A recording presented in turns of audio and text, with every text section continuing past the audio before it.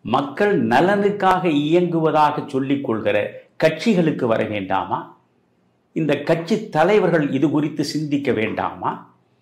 தனித்தனியாக இவர்கள் ஒவ்வொரு பக்கம் முகம் திருப்பி நின்றபடி இந்த திராவிட முன்னேற்றக் கழக ஆட்சிக்கு முற்றுப்புள்ளி வைத்துவிட முடியுமா?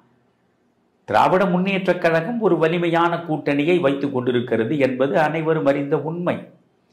அவர்கள் அத்துணை பேரும் கொள்கை குன்றுகளாக ஒருவரோடு ஒருவர் தோளோடு தோள் உரச நெருங்கி நிற்கிறார்கள். அவர்களை எப்படியெல்லாம் இணைத்து வைத்திருப்பது பாசிசத்திற்கு எதிரான கொள்கை.